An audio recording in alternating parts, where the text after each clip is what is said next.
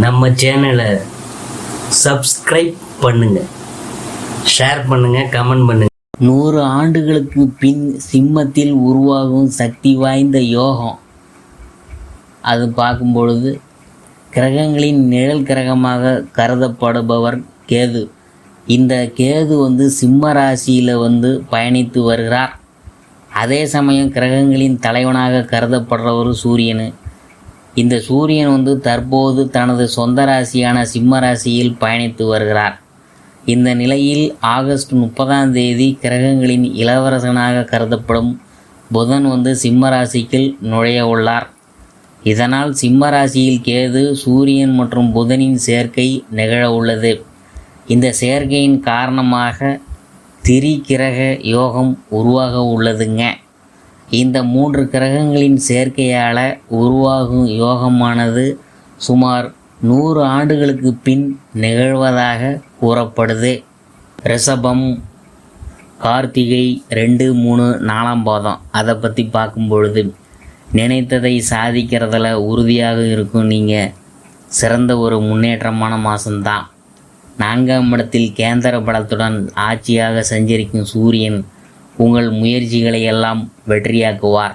செல்வாக்கு உயரும். உழைப்பு அதிகரித்தாலும் அதற்கேற்ற ஆதாயம் கிடைக்கும். அரசு பணியில் இருக்கிறவங்களுக்கு எதிர்பார்த்த இடமாற்றம், பதவி உயர்வு கிடைக்கும். தாய் வழி உறவுகள் ஆதரவால் இழுபறியாக இருந்த வேலைகள்லாம் முடிவுக்கு வரும். செய்து வரும் தொழில் முன்னேற்றமடையும். வேலையில் ஏற்பட்ட பிரச்சனைகள் முடிவுக்கு வரும். வம்பு வழக்குகள் சாதகமாகும்.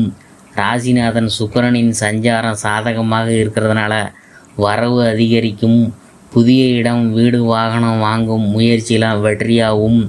குடும்பஸ்தானத்தில் சஞ்சரிக்கும் குருவால் பொருளாதார நிலை உயரும்.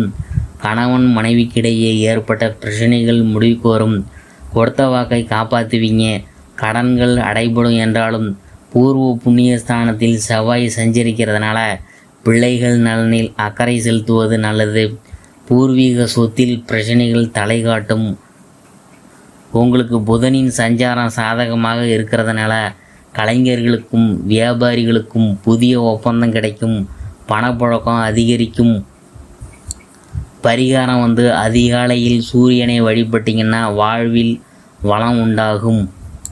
அடுத்தது ரோகிணி. எந்த ஒன்றிலும் நிதானமாக செயல்பட்டு நினைத்ததை சாதித்து வரும் உங்களுக்கு இந்த மாதம் ரொம்ப பிரகாசமாக இருக்க போது. தன குடும்ப வாக்குஸ்தானத்தில் சஞ்சரிக்கும் குரு 6, 8, 10ஆம் இடங்களை பார்க்கறதுனால உடல்நிலையில் இருந்த பாதிப்புகள் விலகும். தொழிலில் ஏற்பட்ட போட்டிகள், பிரச்சனைகள் இருந்த இடம் தெரியாமல் போகும். உங்கள் எதிர்த்தவங்களே உங்களிடம் சமாதானம் பேசக்கூடிய நிலை உருவாகும். வம்பு வழக்குகள் உங்களுக்கு சாதகமாக இருக்க போகுது. அரசியல்வாதிகளின் செல்வாக்கு உயரும். சிலருக்கு புதிய சொத்து சேரும். புதிய தொழில் தொடங்கும் முயற்சி வெற்றியாகும். வேலையில் ஏற்பட்ட பிரச்சனை, வழக்குகள் முடிவுக்கு வரும். எதிர்பார்த்த இடமாற்றம், பதவி உயர்வு கிடைக்கும். வேலைக்காக முயற்சித்து வந்தவங்களுக்கு திறமைக்கேற்ற வேலை கிடைக்கும். வெளிநாட்டு முயற்சிகள் சாதகமாகும். கலைஞர்களுக்கு எதிர்பார்த்த ஒப்பந்தம் கிடைக்கும். பணியில் இருக்கிறவங்களுக்கு மேலதிகாரியின் ஆதரவு கிடைக்கும். குடும்பத்தில் தடைபட்டிருந்த சுப நிகழ்ச்சிகள் நடந்தேறும். சிலர் புதிய வீட்டில் பால் காய்ச்சுவாங்க. பிள்ளைகளுக்காக மேற்கொள்ளும் முயற்சி வெற்றியாகும். விவசாயிகள் மேலாண்மையில் முழுமையான கவனம் செலுத்துவது நல்லது. பெண்களுக்கு குடும்பத்தில் இருந்த நெருக்கடிகள்லாம் நீங்க போகுதுங்க. வேலையின் காரணமாக வெளியூருக்கு சென்று வந்த நிலை மாறும். கணவன் மனைவிக்கிடையே வசிக்கும் நிலை உருவாகும்.